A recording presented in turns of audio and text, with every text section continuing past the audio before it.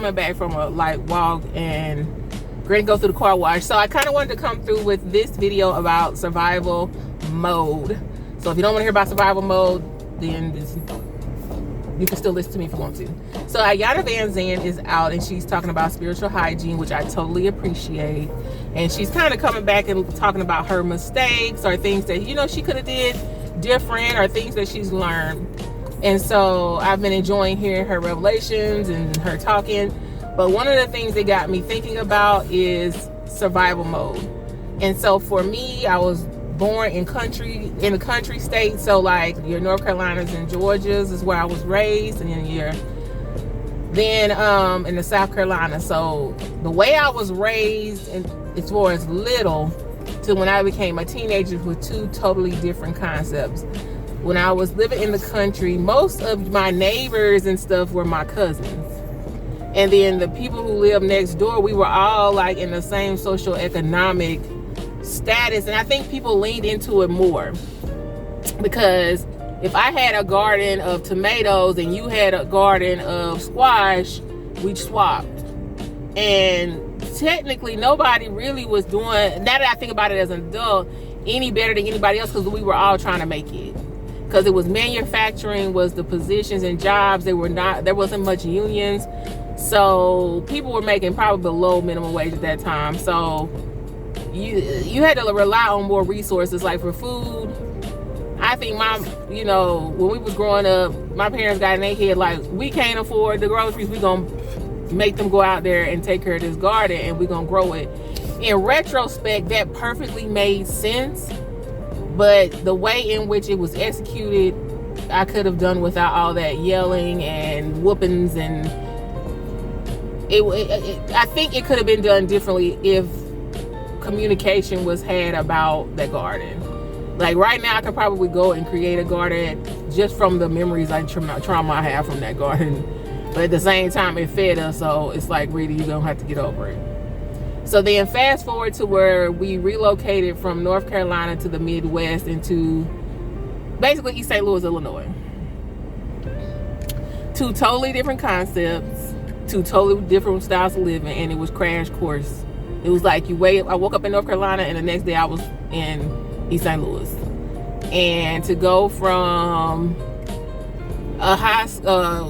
schools having 200 kids and you all grew up together, you could leave, go to sleep with your door unlocked, literally. Crime wasn't a thing. Like I never remember them talking about crime or being careful or any of the things. Like even down to when they started putting sex education in the school, it was only to teach us about having menstruation. Like they didn't even talk about teen sex or like, it was just country. And then I get to East Side where there was like at the time, and this would have been in the 90s, there was like a daycare center inside the school. They had conservative Christian values about abstinence. However, they had where you could sign up for what considered now SNAP benefits. The two made absolutely no sense. They were counterproductive. Which brings me to what I learned about survival mode. With survival mode, when I was growing up, it wasn't no crying, and I'm going through this car wash, so I gotta watch what they telling me to do to get up on it. Okay. With survival mode, what I learned immediately from East Side is you had to learn everybody became an opponent. And every day you went to school, you were surviving. And it was like being in a boxing ring. And you had to learn your opponents. So if ever came the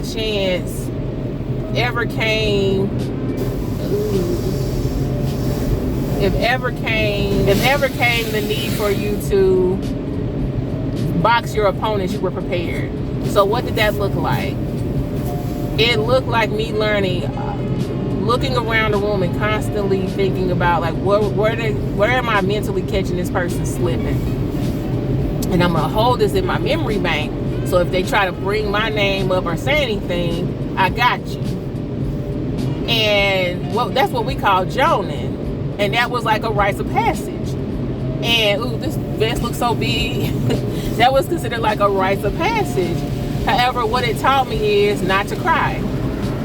It taught me to learn people's weaknesses and hold it against them. It told me to stay stacked up and ready, so when I go into arguments with people, I'm stacked 10 deep. And at the time, I guess it made sense, you know, as a teenager to have all that ammunition. But what sucks now, as an adult who is navigating relationships, is I tend to hold all these things in, and then my partner or whoever I'm dating does one thing wrong, like didn't wash the dishes, and I'm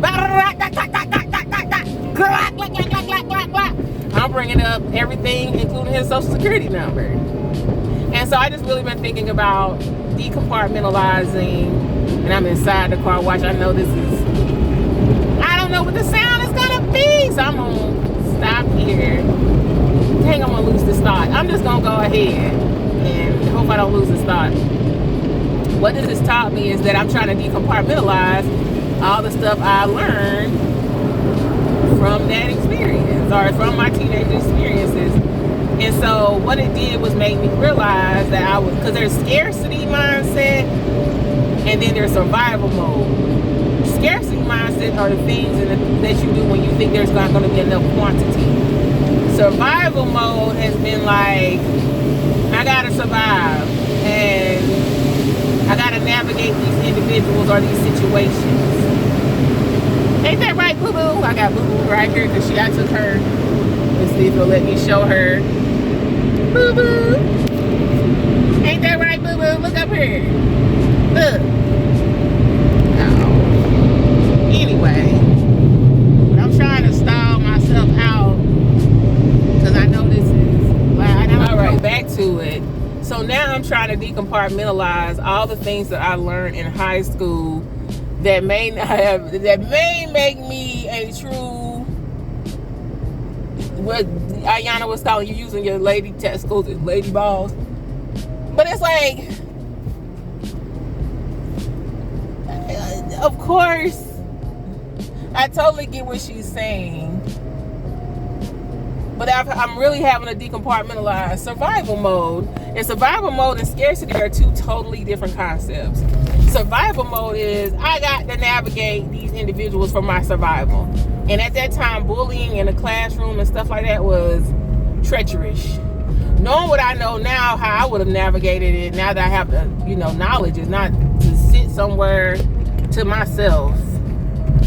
That's what I would have done different. I would have been quiet and to myself. But inner city school districts with all black kids will grow you up. Will grow you up something fierce. I tell you that. Because I ain't never met nobody no mouth slicker than a black teenager. And the stuff they used to say to them teachers, oh. And now thinking about, I couldn't imagine that being my career. Being a black teacher at a black inner city school. And especially when you come up on retirement age and stuff, when you start caring less about culture, man. Woo. Or it could be different. I ain't been around teenagers in so long. It could be a nice safe space. I just know with my experience, some of them Jones, to this day, I'll be walking and remember and bust out like, I cannot believe that child said that. Or I can't believe I said this. Or, but anyway, I just wanted to come and talk about survival mode and decompartmentalizing, because what it has made me realize that when I'm in a relationship or around, I tend to hold things, and the next thing you know, I'm and they be like, all this because I didn't wash the dishes. You be like,